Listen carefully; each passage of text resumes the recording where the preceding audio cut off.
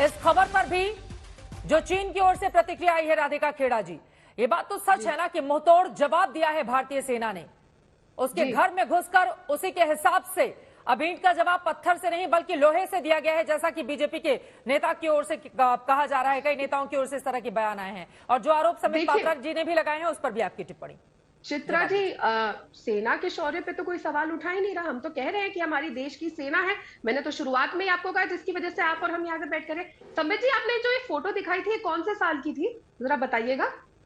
आप ही के मुंह से सुनना चाहूंगी, कौन से साल की फोटो दिखाई थी अभी आपने, बताइए संबित जी। देखिए राधिका जी, आप तो बता दीजिए, देखिए क्या आप पहले बताइए, जो माँ बेटे चाइनीज एजेंट है 2005 से 2005-6 में 1,35,00,000 लेना, ये डोकलाम के स्टैंड ऑफ के समय, जिस समय कांग्रेस पार्टी खुद मना कर रही थी, मगर बाद में खुद कांग्रेस पार्टी ने इस फोटो को एक्सेप्ट किया। और मैं आज हिंदुस्तान में सभी यूजर को कहूंगा कि सभी ट्विटर में और फेसबुक में ये photo Chinese agent Rahul Gandhi का लगाए। मैं कह रहा हूं Chinese agent Rahul Gandhi, Chinese agent Rahul Gandhi इस हैशटैग के साथ ये फोटो सभी लगाए। मैं तो शांति से बैठा था, अपने सवाल जवाब पूछ, मैं जवाब दे रहा हूं आपके प्रश्न का। ये photo Chinese agent Rahul Gandhi का डोकलाम स्टैंड ऑफ के समय का है। और मैं ट्विटर और फेसबुक में सबसे रिक्वेस्ट करूंगा कि आप सभी लोग चाइनीज एजेंट राहुल गांधी थोड़ा शब्दों की मर्यादा रखेंगे प्लीज, ठीक है, थोड़ा शब्दों की मर्यादा रखेंगे और एक करके अब जवाब ले लेते हैं। ठीक है ठीक है ठीक है समित पात्रा जी, ठीक है। राधिका जी प्लीज थोड़ा शब्दों की मर्यादा रखेंगे। ये मोदी का एजेंट और इस तरह के शब्दों का इस्तेमाल ना ही हो इस प्लेटफॉर्म पर, तब ज्यादा अच्छा है। प्लीज थोड़ा शब्दों की मर्यादा रखकर, बहुत गंभीर मुद्दा है चीन का, बहुत गंभीर मुद्दा है। राधिका जी आप जवाब दीजिए जल्दी से, बाकी मेहमानों के पास भी जाना है मुझे। कांग्रेस पार्टी सुनने नहीं वाली कि ये कुछ भी अनशन जवाब बोलेंगे। ठीक है, बोलिए जल्दी से अपनी बात खत्म। आप बता दीजिए कौन से साल की है, बताइए। बिल्कुल मत सुनिए, आदमी के चीफ को सड़क का गुंडा कह सकते हैं, वो हम सुन लेंगे। और राहुल गांधी को चाइनीज एजेंट नहीं, दोनों लोगों के लिए मैं बोल रही हूँ, प्लीज दोनों ही लोगों के लिए शब्दों की मर्यादा बनाकर रखें। इतना गंभीर मुद्दा है, वो बीजेपी या कांग्रेस का बॉर्डर नहीं है, वो हिंदुस्तान का बॉर्डर है। और उसको लेकर मुझे लगता है कि जितना गंभीर मुद्दा है उतनी ही गंभीरता आप दोनों से मैं उम्मीद करती हूँ इस डिबेट में। ठीक है राधिका जी, अपनी बात जल्दी से खत्म करें, बाकी मेहमान में इंतजार करें। चाइनीज ऑनवॉय के साथ अगर डिनर करेंगे तो उस पर सवाल पूछेंगे तो ये बदतमीजी कैसे है? राहुल गांधी भगवान है क्या? जो हम तय कर लीजिए चित्रा जी। ठीक है, एक एक करके प्लीज राधिका जी जल्दी से अपनी बात पूरी करें। ठीक है, अब ये जो बार बार फोटो दिखा रहे हैं, एक बात मुझे बताइए चित्रा जी, अगर कोई सीक्रेट मीटिंग होती है तो क्या कोई फोटो खिंचाता है क्या? ये बताइएगा। अगर आप गुपचुप जाके किसी से मिलके आएंगे तो फोटो खिंचवाएंगे क्या खुलेआम, ताकि कहीं पे भी शेयर हो? वो फोटो बकायदा पोज करके खींची गई है, कोई छुप छुपा के इनकी तरह नहीं कि वैसे तो मोदी जी कहेंगे करा दीजिए। चित्रा जी, मैं इस आदमी के बीच में नहीं बोली। आपने ही सवाल पूछा था राधिका जी, उनसे सवाल पूछेंगे तो फिर वो जवाब देने लगेंगे ना। आपने ही बीच में सवाल पूछा था, मैं तो सीधे आपके पास ही आई थी। ठीक है सर, ठीक है मैम, ठीक है, ओके। ये तक नहीं बता सके, प्रूफ लेकर आ रहे थे, ये तक नहीं पता कब की है, तो ये क्या जानते हैं? अरे ये फोटो तब की है जब राहुल गांधी देश से गद्दारी कर रहे थे दीदी। मैं उठ के चली जाती हूँ। ठीक है प्लीज संबित पात्रा जी, एक बार राधिका जी की बात पूरी हो जाए, राधिका जी की बात पूरी हो जाए। संबित जी प्लीज, ठीक है बोलिए राधिका जी प्लीज, बिना किसी व्यक्तिगत टिप्पणी के मुद्दे पर रहें, गंभीर मुद्दे पर नेताओं से गंभीरता की उम्मीद है। प्लीज आदमी, तुम्हारी क्या जबान? राधिका खेड़ा जी की आवाज डाउन की जाए। मैं अपने प्लेटफॉर्म पर आज तक के इस मंच पर किसी को भी बदजुबानी की इजाजत नहीं दे सकती, और मुद्दा जब इतना गंभीर हो तो उस मुद्दे के हिसाब से ही बहस आगे बढ़े तो मुझे लगता है ज्यादा ठीक होगा।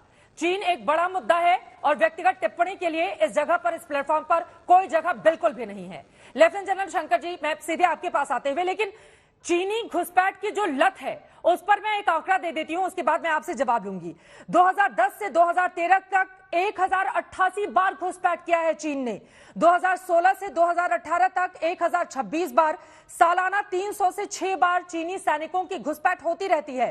भारत चीन के बीच 3488 किलोमीटर की ये एलएसी है और अस्पष्ट सीमा के बहाने लगातार वो अपनी आंखें तरेने की कोशिश करता है। लेकिन मौजूदा ये जो स्थिति, ये जो 9 तारीख की स्थिति पनपी है, इसको लेकर मुझे लगता है कि आप बेहतर जानकारी देंगे।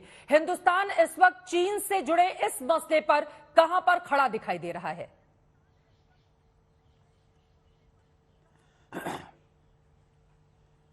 चित्रा जी, बहुत बहुत धन्यवाद आपका हमें मौका देने के लिए, बोलने के लिए। अगर पॉलिटिकल बात खत्म हो गई है तो मैं एक बड़ी गंभीर बात बताना चाहता हूं, जरा 2-4 मिनट दीजिएगा। जी सर। देखिए, चीन के संग हमारे रिलेशन बहुत ही कठिन और गंभीर हैं। It is not a matter of discussion on the TV, it's a very very serious matter. इतने साल हो गए भारत को इंडिपेंडेंट हुए, आज तक हमारा चीन के संग बॉर्डर डिलीनिएट नहीं हो पा रहा है। आपने कुछ अंकड़े बताए कि जब घुसपैठ होती है, मैं तो ये कहूँगा कि 1992-93 की जब मैं सर्विस में था, इस सब्जेक्ट से डील करता था, तब से चाइना उल्लंघन कर रहा है लाइन ऑफ कंट्रोल का, या जिसको आप कहते हैं परसेप्शन लाइंस का। तब से अब तक 10-11 दफ़ा परसेप्शन लाइन बदल चुकी हैं। चाइना कुछ कहता है कि हमारी परसेप्शन लाइन ये है और हम कहते हैं हमारी परसेप्शन लाइन कुछ और है। इस पे समझौता नहीं हो पा रहा है। कितने साल हो गए जब से हम इंडिपेंडेंट हुए। लेकिन बात आज गंभीर और ज़्यादा है। देखिए, चाइना के संग रिलेशन दिन पे दिन बिगड़ते चले जा रहे हैं। 1962 के बाद चाइना ने भारत की तरफ इस तरह से तैयारी की कि भारत एक दिन बहुत कमज़ोर पड़ जाए उसके सामने, और ऐसा होने लगा। लेकिन पिछले कुछ 8-10 साल में जब भारत ने ये देखा कि वहाँ इंफ्रास्ट्रक्चर इतना डेवलप हो रहा है चाइना की तरफ से, उसके जो लॉन्ग टर्म इंटेंशन है वो सही नहीं दिख रहे हैं, तब भारत ने इंफ्रास्ट्रक्चर डेवलपमेंट शुरू की और आर्म फोर्सेस को मॉडर्नाइज करके वहाँ तैनात किया। अब इसके दो पहलू हैं, वो बड़े समझ से सुनने वाली बात है। एक तो है ग्राउंड लेवल पे टैक्टिकल, जिसको हम कहेंगे, जो शॉर्ट टर्म इमीडिएट एक्शन होता है। दूसरा होता है लॉन्ग टर्म पर्सपेक्टिव, जिसको स्ट्रेटेजिक निगाह से देखा जाता है एक देश और दूसरे देश की तरफ से। स्ट्रेटेजिक बात मैं बाद में बताऊंगा अगर आप समझ देंगे तो, लेकिन टैक्टिकल बात समझ लीजिए पहले। जब भी इस तरह से घुसपैठ होती है तो भारत सेना आज की तारीख में बिल्कुल सक्षम है उसका जवाब देने के लिए। मैं तो ये कहूंगा कि आज की तारीख में ये लड़ाई यूनिट लेवल की और फॉर्मेशन लेवल की है। फॉर्मेशन लेवल में हमें बिल्कुल इसको एक्सेप्ट नहीं करना है, इसका मुंह तोड़ जवाब देना है जो हम देते आए हैं। हमने इसको, आपको देखा कि हमने इनको फिंगर 4 से हटवा के फिंगर 8 तक भेज दिया। आपने ये देखा कि हमने इनको गलवान में पीट पाट के वापस भिजवा दिया।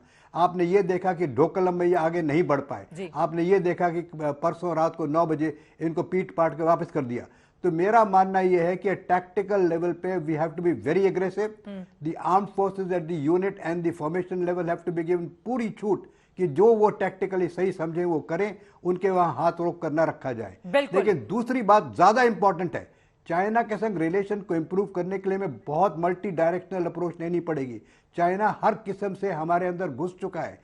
कितने नजदीक उसने लॉजिस्टिक सपोर्ट बेसिस बना रखे हैं। उसने पिछले 2 साल में अपनी एयर पावर को बढ़ाया इंडिया के बरखिलाफ। उसका जिस किस्म से ट्रेड चल रहा है इंडिया के साथ, उसके साथ बड़ा गंभीर रिलेशनशिप है। जिस तरीके से चाइनीज आर्मी बढ़ रही है वो एक बड़ा, जिस तरह से इंडियन ओशन में इस समय चाइनीज आर्मी हावी हो रही है वो बड़ा विषय है। तो those are the issues which are at the national level, जो एक डिप्लोमेटिक लेवल पे, इकोनॉमिक लेवल पे, एक मिलिट्री लेवल पे। आपको मालूम है 17th कोर कमांडर कॉन्फ्रेंस अभी होने वाली है। लेकिन सबसे जरूरी बात यह है कि हमें यह विश्वास करना है, हमें यह यकीन करना है, हमें ये देश को सही तरीके से बताना है कि किसी सूरत में भी भारत सेना को चाइना अब नहीं हरा सकती।